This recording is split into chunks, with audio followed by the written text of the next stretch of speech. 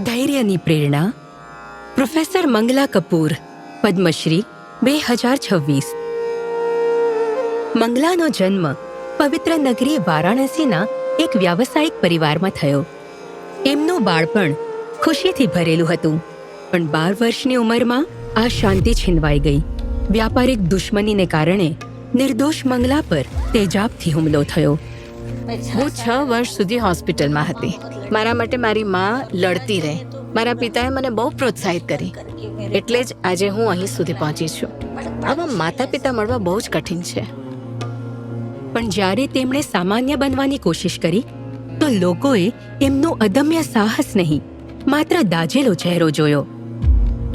બહાર જતી વખતે હું હંમેશા એક આખું કપડું શરીર પર ઢાંકીને નીકળતી હતી, જેથી કોઈ મને આખી જોઈ શકે નહીં. તેમનો આત્મવિશ્વાસ વધારવા માટે એમની માતા એમને ઇન્દુ મહિલા સંગીત વિદ્યાલય લઈ ગયા. માએ એમને કહ્યું કે હું આને અહીં સિતાર શીખવવા લાવી છું. તો તેઓ બોલ્યા, પહેલા એને કહો કોઈ ગીત ગાય. પણ હું મારા ચહેરા પરથી સ્કાર્ફ હટાવી નહોતી રહી. માએ મને એક તમાચો માર્યો અને ઊંચે અવાજે કહ્યું, સ્કાર્ફ કાઢ અને ગા. પછી મેં ત્યાં એક ભજન સંભળાવ્યું.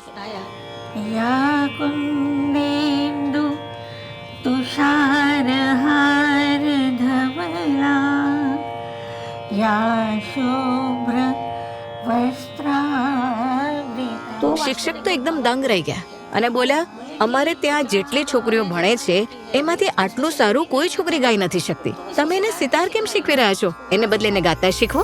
એમણે પ્રતિષ્ઠિત પ્રયાગ સંગીત સમિતિમાંથી ડિપ્લોમા પૂરું કર્યું.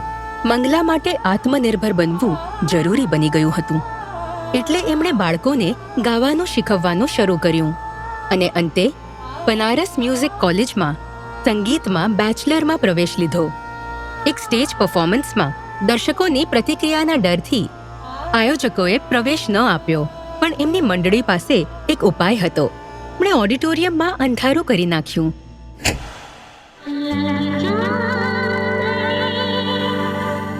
મંગલાએ મંચ પર પરફોર્મ કરવાનું ચાલુ રાખ્યું અને તેઓ વારાણસીની લતાના નામથી સુશોભિત થયા. તેમણે ઘણા સંગીત સમૂહો સાથે ગાવાનું પણ શરૂ કર્યું અને એક લેક્ચરર તરીકે કાશી વિશ્વવિદ્યાલય સાથે જોડાયા. તેઓ સંગીતના દરેક સ્તરના છાત્રોને ભણાવવા લાગ્યા. બાળકો મને જોઈને ડરી જતા હતા, પણ જ્યારે મેં એમને ગાયન શીખવવાનું શરૂ કરી, વાતો કરવાનું શરૂ કર્યું, ત્યારે તેઓ મારી સાથે સહજતાથી ભળી જવા લાગ્યા. તેઓ સંગીતમાં પીએચડી કરવાવાળાના ગાઈડ બન્યા અને એમની મદદ કરવા માટે સંગીત પર 5 પુસ્તકો લખ્યા.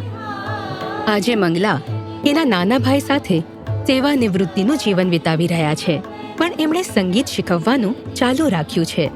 તેમના ફાઉન્ડેશનના માધ્યમથી દિવ્યાંગ બાળકોની હિંમત અને આત્મવિશ્વાસ વધારવામાં તેઓ વ્યસ્ત છે.